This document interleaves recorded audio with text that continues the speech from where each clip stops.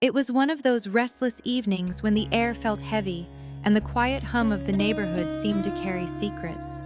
I, Lena, was sprawled across the living room sofa, flipping through a magazine I'd already read twice, the pages curling at the edges. The clock ticked past 10, and I was about to call it a night when a flicker of light caught my eye, not from our house but from across the narrow street. His house. The curtains in his upstairs window were parted just enough, and a warm, amber glow spilled out, casting long shadows that danced on the pavement below. I sat up, the magazine slipping to the floor. He wasn't alone tonight. A woman stood near the window, her silhouette sharp against the light. She wore a long coat that hugged her frame, and as I watched, she shrugged it off with a slow, deliberate grace, letting it pool at her feet. Beneath it, a satin dress clung to her like a second skin, shimmering faintly as she moved. She turned toward him, the man I'd only ever glimpsed in passing, and her hands reached up, brushing his jaw as if tracing something she'd memorized long ago. He stood still, a dark figure framed by the glow, his presence commanding even from this distance. "Lila!" I called, my voice a hushed rasp, barely loud enough to carry. My younger sister shuffled in from the kitchen, a half-eaten apple in her hand, her hair tangled from lounging too long. "What now, Lena?" she muttered, but her curiosity piqued when she saw me leaning toward the window. "Come here. You won't believe this." Before we jump in, if you've been enjoying these stories and find yourself coming back often, take a moment to hit like and subscribe. It's the easiest way to support the channel, and I genuinely appreciate it. Thanks for being here. Let's get started. She padded over, barefoot and skeptical, peering past me into the night. Her breath hitched as she caught sight of them. The woman had stepped closer to him now, her fingers sliding down his chest, the satin catching the light with every subtle shift. He tilted his head, whispering something that made her lips part in a silent laugh. Then, with a fluid motion, he guided her toward the wall, one hand resting lightly on her hip. The dress slipped an inch lower, exposing the curve of her shoulder, and she leaned into him, her posture softening like she was melting under his touch. Lila pressed a hand to her lips, her voice a whisper. "Lena, we shouldn't be staring like this." But her wide eyes betrayed her, glued to the scene unfolding across the street. I smirked, leaning closer to the glass. "Maybe not, but tell me you're not hooked." He moved with a kind of effortless control, his hand trailing along her arm, then up to cradle her neck. She tilted her head back, the line of her throat glowing in the dim light, and for a moment, they were a tableau, still, yet brimming with unspoken tension. Lila shifted beside me, clutching her apple tighter. "Is that a new one? Not the redhead from last Tuesday?" I nodded, my pulse quickening. "Brand new, number 6, maybe 7 this month. I've lost track." Lila shook her head, but a flush crept up her cheeks. "This is unreal. What does he do to them?" We lingered there, caught in the spell of it all. The woman turned, pressing her palms against the window frame, her silhouette arching slightly as he stepped behind her. I couldn't see his face, but the way she trembled, just barely, like a leaf caught in a breeze, told me everything. There was something about him, something magnetic, that drew them in and left them changed. I'd seen it before. Women arriving with bright smiles and bold strides, only to slip out his door later, dazed, their steps unsteady, their eyes carrying a secret they'd never share. "He's a puzzle," I murmured, half to myself, half to Lila. "They walk in like they own the world and leave like they've seen something they can't unsee." Lila turned away, tugging her sweater sleeves down over her hands. "You're obsessed, Lena. Don't drag me into your weird little spy game." But I knew she felt it too, the pull, the questions buzzing between us. That night, as the light across the street dimmed and their shadows faded into the dark, I couldn't shake him from my mind. Who was he? This quiet stranger who turned his home into a stage for fleeting, electric moments. And why did I feel, deep down, that we were already part of his story? The morning after felt like a dream I couldn't shake. I, Lena, sat at the kitchen table, tracing the rim of my coffee mug, my thoughts tangled in the glow of that upstairs window across the street. Last night's scene played on repeat in my mind. The woman's silhouette, her trembling hands, the way he moved with such quiet power. I'd never seen anything like it, not in real life. At 22, I'd never had a boyfriend, never even been kissed. The world of men and desire was a distant shore I'd only glimpsed in movies or whispered about with friends. But watching him, it stirred something deep inside me, a heat I didn't know how to name, let alone admit. Lila, my younger sister by 2 years, wasn't faring much better. She stood at the sink, rinsing dishes with more focus than they deserved, her cheeks faintly pink. Like me, she'd never dated, never let anyone close. Our bedroom windows faced his house directly, the only ones on the street with a clear view of his upstairs room, and what we'd seen through that parted curtain had left us both restless, caught between fascination and a shame we'd never voice. Growing up, we'd been taught to keep such thoughts locked away, to blush and look down when the world got too bold. But last night had cracked something open, and no amount of dish scrubbing could hide it. "Lila," I said, breaking the silence, my voice softer than I meant. "I can't stop thinking about it. About him." She froze, a plate slipping slightly in her hands. "Don't," she muttered, not turning around. It's not right to talk about it." "Why not?" I leaned forward, my heart picking up speed. "We saw what we saw. And I know you felt it too, that pull. Like he's hiding something we need to understand." Lila set the plate down hard, her hands gripping the counter. "Lena, we're not like those women. We don't do things like that." But her voice wavered, and I caught the way her eyes darted toward the window, toward his house. He was a mystery everyone in the neighborhood whispered about. A man in his late 50s, always polite but distant, his life tucked behind closed doors. Elias, they called him, though no one knew much beyond his name. He didn't mingle, didn't linger at mailboxes, or join backyard barbecues. His house stood alone at the end of the street, and ours was the only one close enough to see past his carefully drawn curtains. Those moments we'd glimpsed, those fleeting electric scenes, felt like secrets meant just for us. Or maybe, a small voice in my head whispered, he wanted us to see. By nightfall, the air hung heavy with a damp chill, the streetlights casting halos through the mist. I'd spent the day wrestling with myself, half of me desperate to bury what I'd seen, the other half burning to know more. Lila had stayed quiet, but I caught her pausing at our bedroom window more than once, her breath fogging the glass. When the clock chimed 11, I couldn't take it anymore. I grabbed my scarf, a deep crimson one that made me feel braver, and turned to her. "I'm going over there," I said, my voice steady despite the flutter in my chest, "to meet him." Lila's eyes widened, her hands twisting the hem of her sweater. "You're crazy! What are you even going to say?" I shrugged, forcing a smile. "I'll figure it out. But I'm not spending another night wondering.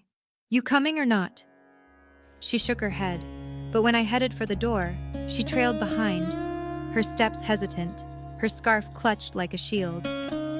"If this goes wrong," she whispered, "I'm never forgiving you." The walk across the street felt endless, the mist curling around us like it was pulling us forward. His house loomed ahead, dark except for that familiar amber glow upstairs, spilling through the open curtains. Our bedroom windows were perfectly aligned with his. Had he noticed us watching, our silhouettes framed against the glass? My stomach twisted at the thought, equal parts thrill and dread. I raised my hand to knock, but before I could, the door eased open, slow and deliberate, as if he'd been waiting. There he stood, Elias, barefoot in a loose gray shirt, the sleeves rolled to his elbows, his hair slightly damp, like he'd just stepped out of the rain. His eyes, deep and shadowed, met mine with a calm that made my breath catch. A faint smile curved his lips, not surprised, not uncertain. "Took you long enough," he said, his voice low and warm, like a secret shared in the dark. Lila stiffened beside me, her scarf slipping slightly, but I stepped closer, my pulse racing. "Hi," I said, trying to sound casual despite the heat climbing my spine. "We're your neighbors. Figured it was time we said hello." His gaze flicked to Lila, then back to me, lingering just long enough to make my skin prickle. "I know who you are," he said, leaning against the doorframe. "Lena and Lila, from the house with the perfect view." My heart skipped. He knew. Of course he did. Our windows were mirrors to each other, and we hadn't exactly been discreet. Lila's voice came out small, almost lost in the mist. "We didn't mean to see anything." But Elias just chuckled, a sound that wrapped around me like smoke. "Didn't you?" he asked, his tone gentle but pointed, like he saw right through our flimsy excuses. He stepped aside, gesturing into the house.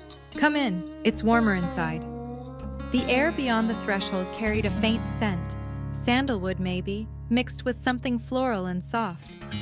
A low jazz melody drifted from a hidden speaker, its rhythm slow and hypnotic. Lila hovered behind me, her breath uneven, but I crossed the threshold, feeling the weight of the moment settle over me. This wasn't just a visit, it was a step into something bigger, something that scared me as much as it thrilled me. Inside, a small table held 2 glasses, one already filled with a deep amber liquid, whiskey maybe.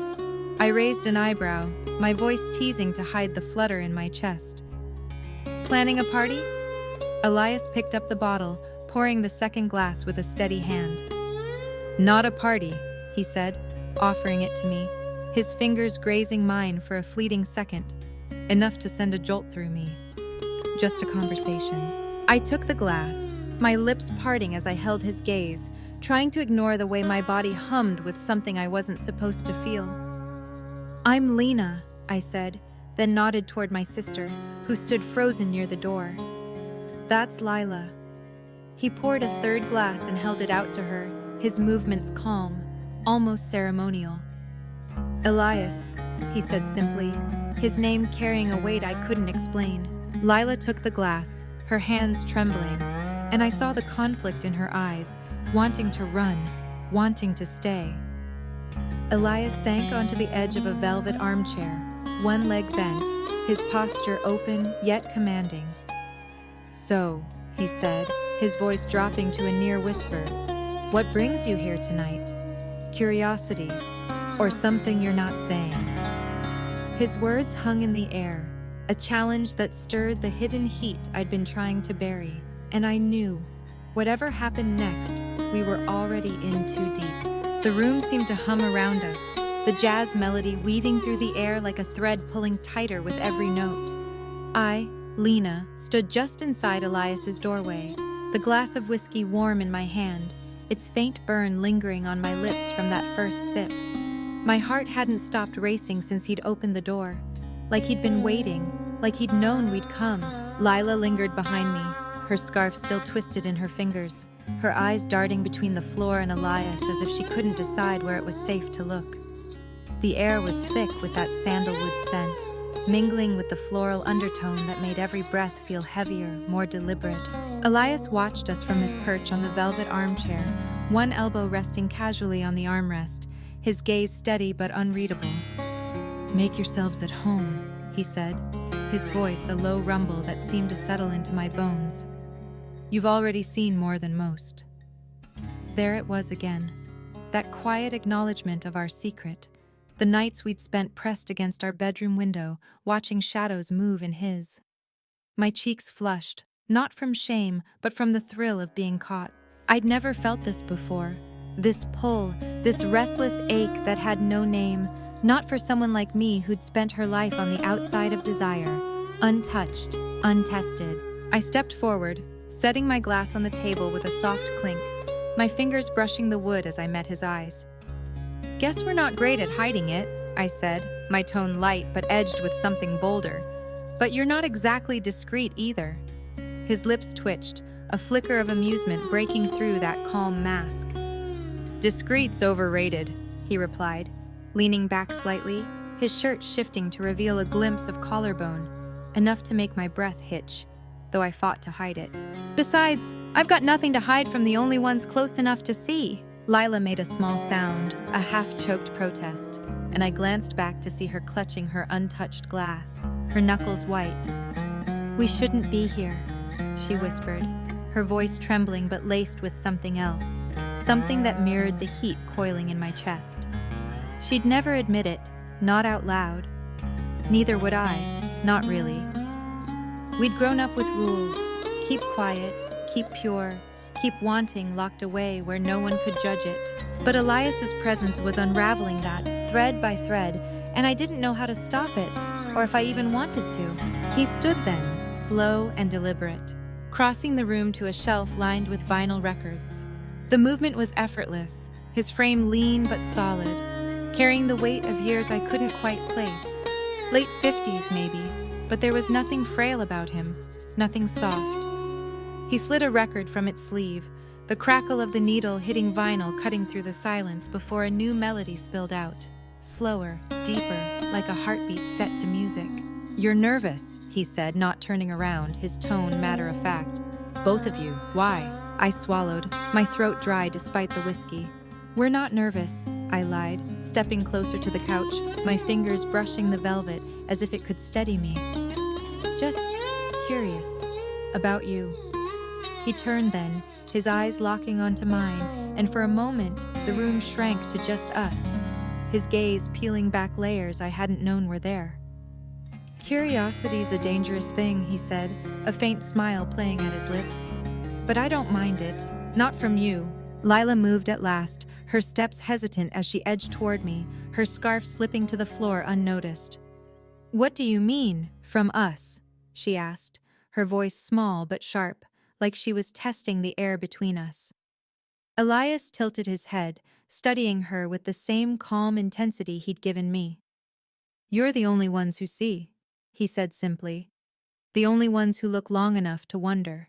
My pulse surged. He wasn't just talking about last night, or the nights before. He'd seen us too, our silhouettes in the window, our stolen glances, the curtains he left open, the glow that spilled out. Was it all for us? A lure? A game? A quiet invitation? The thought sent a shiver down my spine, equal parts fear and fascination. I sank onto the couch, my legs unsteady, and Elias followed, settling beside me. Not too close, but close enough that I could feel the warmth of him, the faint scent of his skin cutting through the room's haze. "Lena," Lila hissed, still standing, her eyes wide. "We should go." But her feet didn't move, and I saw the way her chest rose and fell, faster now, betraying the words she wouldn't say. I looked up at her, my voice soft but firm. "You can leave if you want, but I'm staying." Her lips parted, a protest dying there as Elias leaned forward, his elbows on his knees, his hands clasped loosely. "No one's trapped here," he said, his tone gentle but laced with something darker, something that tugged at the edges of my restraint. "You came because you wanted to. Stay for the same reason." His eyes flicked to Lila, then back to me, and I felt it, that unspoken challenge, daring us to step past the line we'd drawn for ourselves. I shifted closer, my knee brushing his, a spark igniting where we touched. My breath caught, but I didn't pull away. "What is it about you?" I asked, my voice barely above a whisper, the question slipping out before I could stop it. "Every woman who walks through that door, they leave different, like you've changed them." He didn't flinch, just held my gaze, his expression softening into something almost tender. "Maybe they change themselves," he said. "I just give them the space to feel it." Lila took a step forward, her glass trembling in her hand. "Feel what?" she asked, her voice cracking, curiosity winning over fear. Elias turned to her, his head tilting slightly, and for the first time, I saw a flicker of something raw in his eyes. Something that made my stomach twist with a longing I didn't understand. "Everything they've been holding back," he said, his words slow, deliberate, sinking into us like the music filling the room. I leaned closer, my hand resting on the cushion beside him, my fingers inches from his. My body hummed with a need I couldn't name, a fire I'd never let myself touch. Not until now. Lila sank onto the couch's edge, her resolve crumbling, her eyes locked on him as if he held the answer to a question she'd never dared ask. The room pulsed with possibility, the air thick with all we wouldn't say, and I knew, whatever came next, we were crossing a threshold we could never uncross. The jazz pulsed through Elias's living room, sharp and insistent, matching the thud of my heartbeat. I, Lena, stood inches from him, the whiskey glass forgotten on the table, its heat still buzzing in my veins. Lila hovered beside me, her scarf slipping to the floor, her hands twitching like she wanted to grab it but couldn't move. Elias rose from his armchair, his shirt loose, his eyes locked on us, dark, steady, pulling us in. No more waiting, no more words. The air crackled and I felt it. Whatever this was, it was happening now. He stepped closer, his shadow falling over me. And before I could think, his hand brushed my arm, firm but slow, sending a jolt through me. My breath hitched, and I didn't pull away. I couldn't. I'd never been touched like this, never felt my skin burn under someone's fingers, but I didn't care. I stepped into it, my hand landing on his chest, the fabric soft, his heartbeat steady beneath it. He didn't flinch, just tilted his head, a faint smirk tugging at his lips as he slid his hand to my waist, pulling me in. "Lena!" Lila's voice cracked, sharp and panicked, but she didn't move, didn't run. Her eyes were wide, her face flushed, caught in the same pull I was. Elias turned to her, his other hand reaching out, palm up, and she froze, trembling. Then, like she'd snapped, she grabbed it, her fingers clumsy but desperate. He tugged her forward, and she stumbled into us, her shoulder brushing mine as he guided her close. No questions, no hesitation now. His hand slid up my back, firm and warm, and I arched into it, a gasp slipping out as my head tipped back. Lila's breath hitched beside me, and I saw his fingers curl around her arm, pulling her tighter against him. She clutched his sleeve, her knuckles white, her lips parting as she swayed closer. The room spun, the music blurring into a low roar, and I felt his grip tighten on me, steadying me as my legs wobbled. He moved fast then, shifting us both toward the couch. I sank onto it, half pulled by him, my hands sliding to his shoulders as he knelt in front of me. His breath grazed my neck, hot and quick, and I shivered, my fingers digging into him. Lila dropped beside me, her body trembling as he turned to her, his hand cupping her jaw, guiding her face up. She let out a shaky sound, half sigh, half whimper, and leaned into it, her eyes fluttering shut. It was chaos, wild, unspoken, overwhelming. My pulse raced as his hand slid down my arm again, sparking heat I didn't know I could feel. Lila's fingers brushed mine on the cushion, and I grabbed her hand, holding tight as she rocked forward, caught in the same storm. Elias shifted between us, his movements smooth, deliberate, like he'd done this 100 times. But for us, it was the first, and it hit like a wave. My back arched, a soft cry escaping me, and I heard Lila echo it, her grip on me tightening as she shook. Then it slowed, just for a second. He pulled back, his hands resting on our arms, his breath steady while ours ragged. "Enough?" he asked, his voice low, rough, cutting through the haze. I shook my head, dizzy, wanting more. Lila's eyes snapped open, her chest heaving, and she nodded. No words, just need.